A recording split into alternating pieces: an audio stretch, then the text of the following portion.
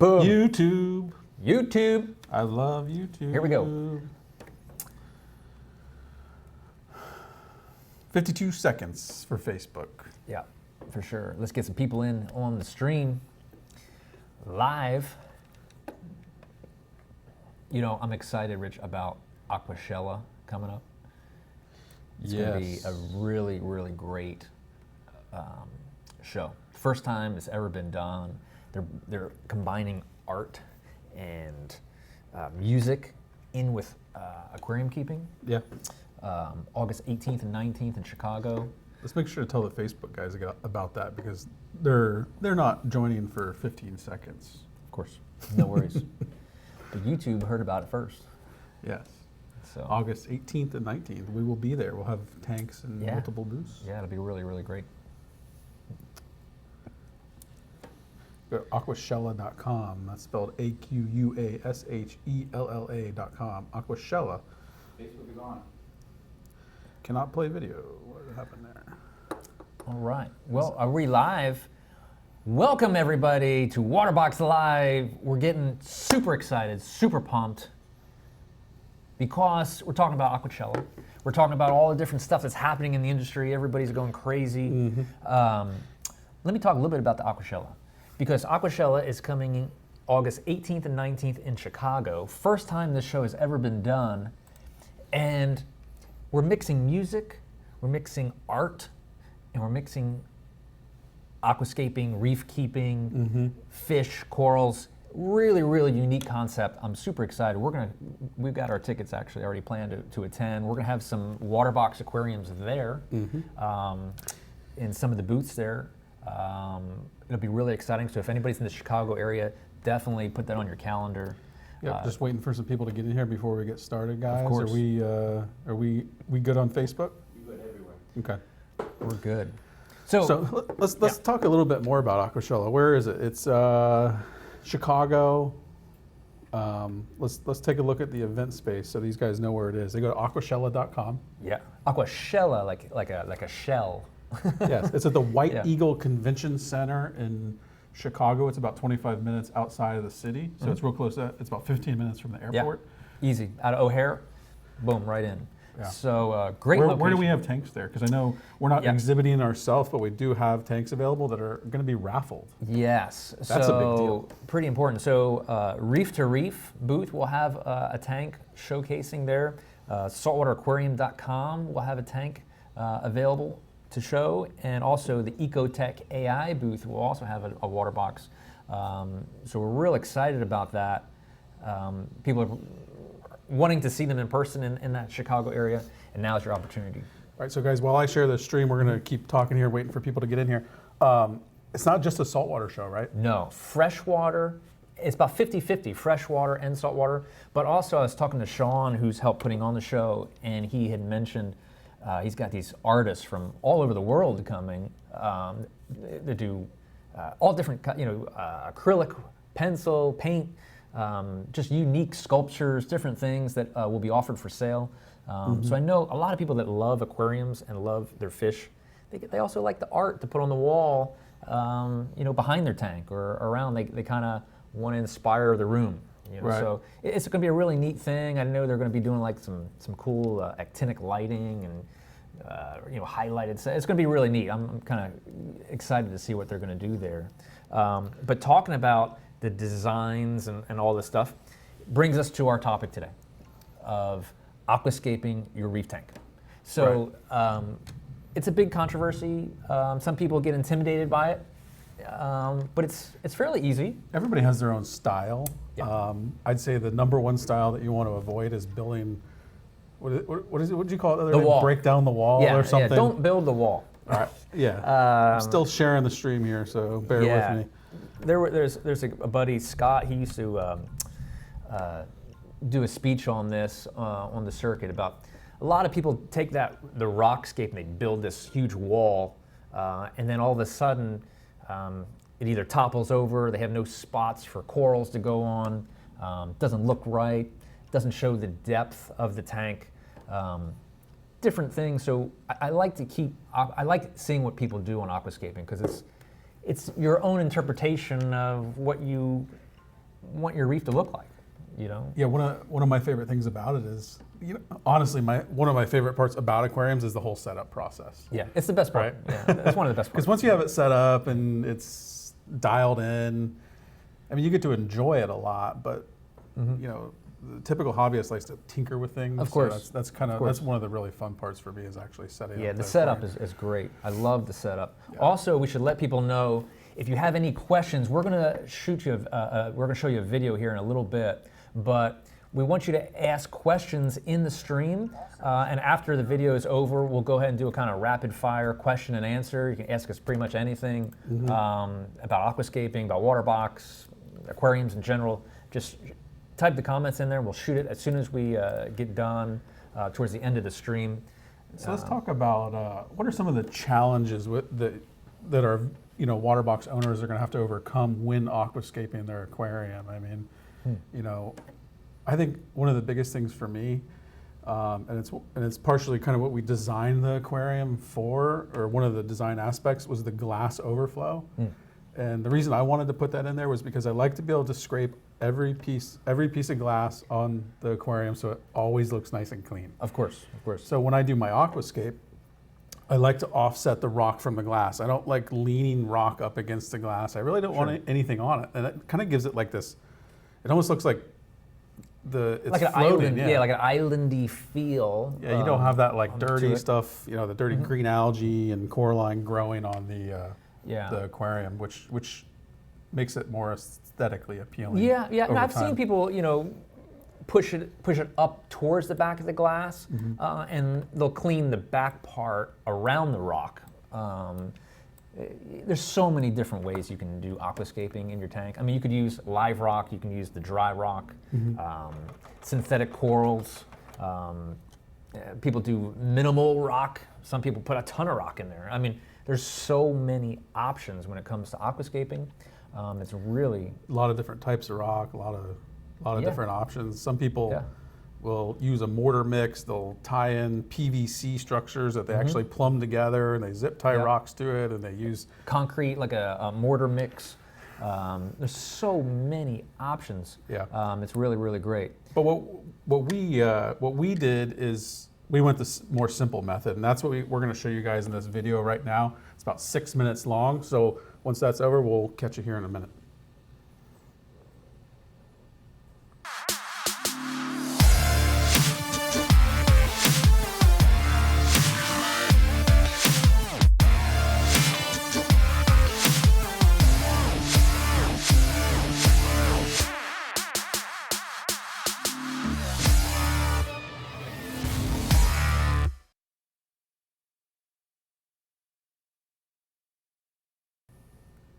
Guys, today we are talking about aquascaping. And I Yes. love it because it's a great topic. Everybody wants to know, hey, how do you aquascape your tank? What are some different options to do? What does it take? What requirements? We have that. We've kind of prepared everything. We should let everybody know that Marco Rocks Yes. was very, very gracious in sponsoring this segment of Waterbox Live, which is really, really great. And we're going to show that video of how it all came about. Yeah, and I think it's real important, guys, stick around until the end of the video because we're going to be doing a Q&A. So if you guys have any questions about Marco Rocks, Waterbox Aquariums, how we aquascaped it, different things like that, definitely stick around and ask the questions because we're here. That's what we're here for, is to answer your questions. So whether you're on YouTube or Facebook, shoot them out. We'll do our best to answer them. Check it out.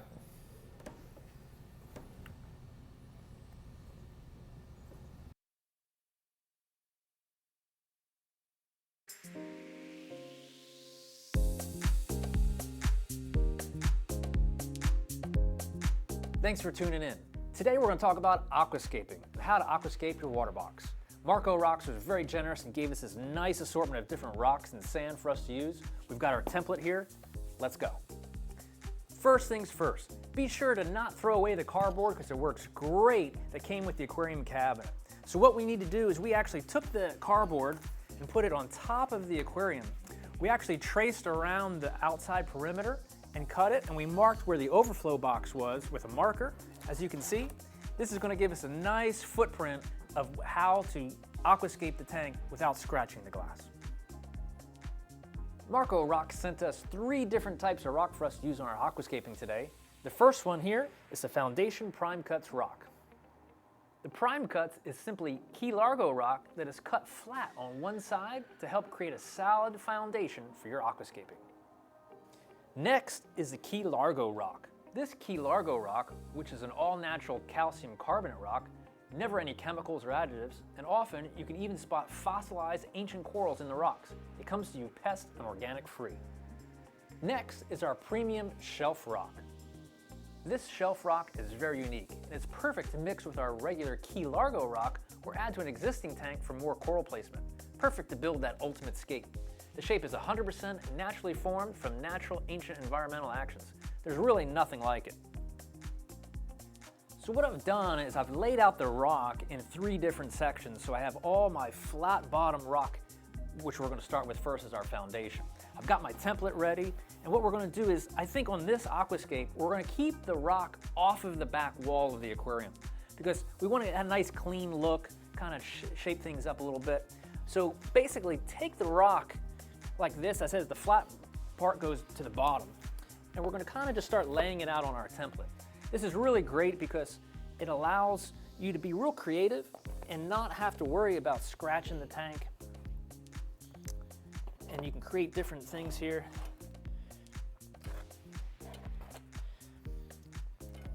Possibly it goes like this. We also want to make sure that we have enough room on the front edge of the glass, also on the side, so when you run a magnet up there or your algae scraper, if this rock is too close to the glass, you won't be able to get in there, and then the algae will form on the glass. So always keep your rock pulled away from the glass a little bit, help really open things up.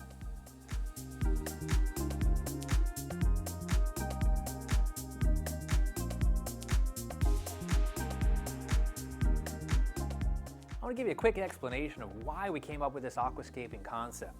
We wanted to keep a nice open flow so the fish have room and caves to kind of swim through and circulation throughout the tank. I also wanted to keep it off the back wall and the overflow. And also I plan on taking that new Vortec pump for circulation. I'm going to mount it on the back wall so that the water flow is going to come around and circulate through this tank. If I mount my Vortec here, that water flow is going to go directly into those rocks, and it's not going to give me an ideal situation. So I want to make sure that we got a nice open flow, lots of circulation, lots of room for corals and fish placement. I think this is a really good design. If you're doing some more elaborate rock structures, you might want to use the new Marco 400 mortar kit. It really kind of is like a concrete for your rocks. It helps keep them stable, completely optional.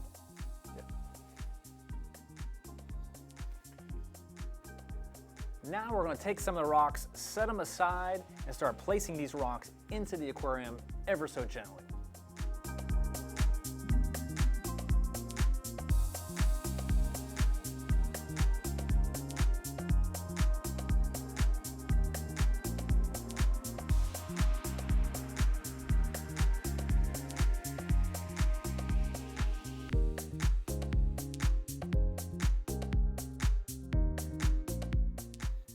I'm real happy with the way this aquascaping turned out with the Marco rocks in the Waterbox 100.3. We made it very open floor plan here, and we put the rock directly on the glass. We did that because I want a solid foundation. I don't want that sand washing away and that rock collapsing. Now it's time to rinse and prepare the sand. So make sure you rinse that sand real good. It's got a lot of dust on it, and it gets kind of cloudy like that. We don't want that in our tank water. So we're gonna go ahead and keep rinsing this sand real good until it rinses clean before we put it in the tank.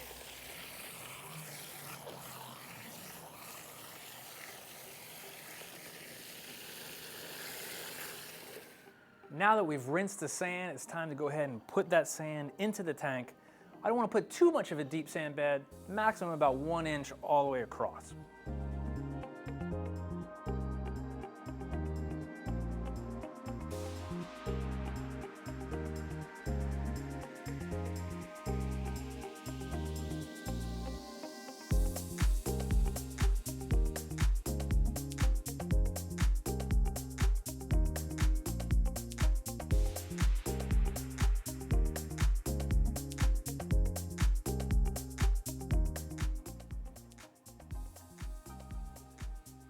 real happy how this whole thing turned out. We got the sand, we got the rock in there.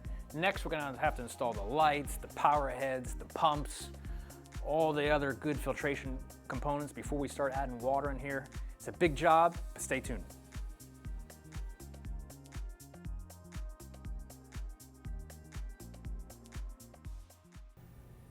Welcome back, guys. Waterbox Live. We're here talking about aquascaping your Platinum Reef Aquarium. So I hope you enjoyed that video. If you're just joining in, we're talking about aquascaping our reef aquarium using Marco rocks. Yes, Marco, I said, they've been very, very generous in providing the sand and the different types of rock that we're using in that aquascaping you saw in that video. It was a good time. I mean, it was interesting. It's been a little while since we've gotten our hands real dirty in that, and it was fun. Yeah, let's talk about the different, well, first off, guys, we're going to do a Q&A here for you. So if you have any questions, shoot them over. The first one I have here is from Anna, and she says to glue or to not glue your rocks. Is stability and security more important than being able to remove pieces or chunks for quarantine purposes? So, in my opinion, I think that's really based on how elaborate your rock structure is. If there's more chance of your rock tumbling over because Yeah. you got a lot of nooks and crannies, a lot of arches happening, you're not gonna have a choice but to glue it. But if what we did in this particular aquascape is we didn't glue anything. So I don't know if Keenan, if you can shoot over there real quick so we can talk about it a little bit. We didn't actually use any mortar kit here because we were able to stack it in a way that it was secure enough so that, like she said, we could remove Absolutely, some rocks. That's a really good question. We also make sure that as we're building it, that the rocks kind of lock in place, so they're not wobbly in any way. If you've got a wobble in the rocks, man, that spells disaster.